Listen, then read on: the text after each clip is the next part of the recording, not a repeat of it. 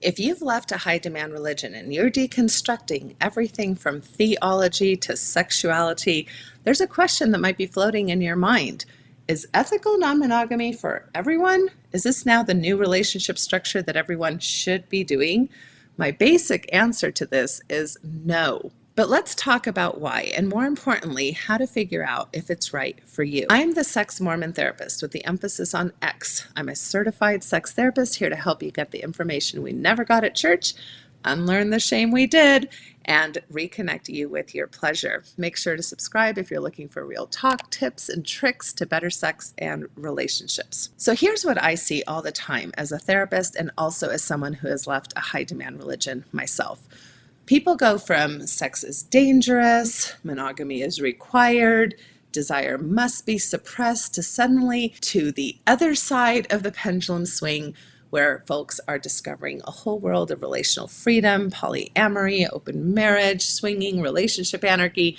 And that curiosity makes total sense. You're reclaiming agency, you're reclaiming sexuality, you're actually reclaiming a lot about choice. And you're tapping into self-trust when we've oftentimes been told to doubt ourselves for a very long time.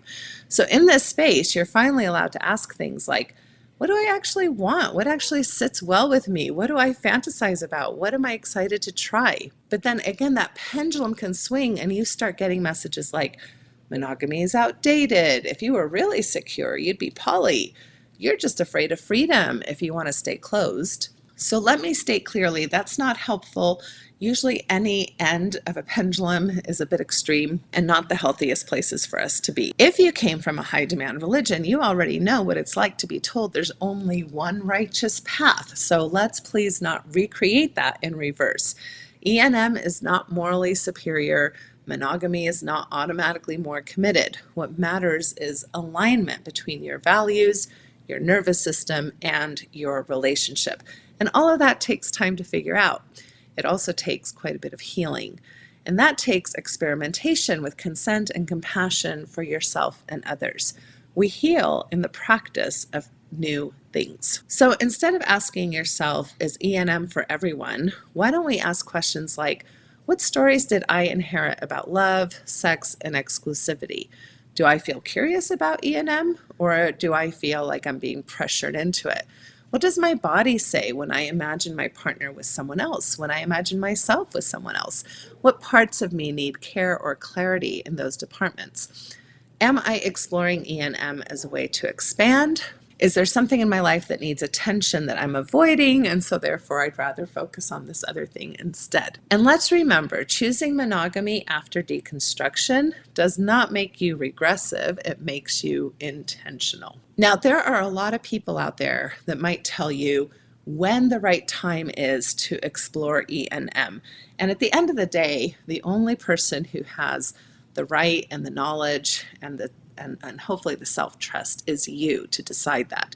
There are some maybe guidelines or some ideas that might be cautionary, like maybe, do some of these things before you jump into E&M. At the same time, I want to be very careful about that because quite frankly, there is no right timeline, and you may be jumping into things that are actually very much a part of your healing journey. And even if the jumping in seems like you took a risk, or maybe you now have regrets over, I would really encourage you to think of all of that as information data that you can now make further decisions about. So with that caveat being said, I would say that if you are right at the beginning of healing from religious trauma, maybe you don't have a strong sense of self yet, maybe you are struggling a lot with self-doubt, maybe you are struggling with being able to say no or voice your needs without guilt, it might be a good time to pause some of your explorations around E&M and just do some good individual work on yourself. Also, if you're finding that this idea, although maybe intellectually stimulating,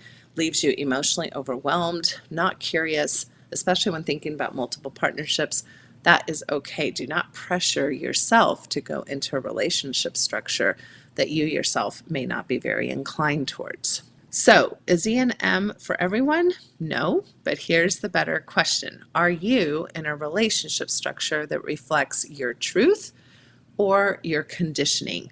Because what you deserve, really, after everything that you've unlearned, is the freedom to choose, not because you're reacting, not because you're performing, but because you finally trust your own authority. If you enjoy my content and want to go deeper, go sign up for my newsletter at natashahelfer.com. You'll get a free copy of my current download full of juicy information. And interact with me, please, in the comments. Let me know, what relationship scripts are you unlearning after religion, and what have you discovered about yourself in the process? And have you come to any conclusions about whether or not E&M is the correct relationship structure for you to be in? And remember to ring my bell and subscribe, because I'm giving you full consent to do so.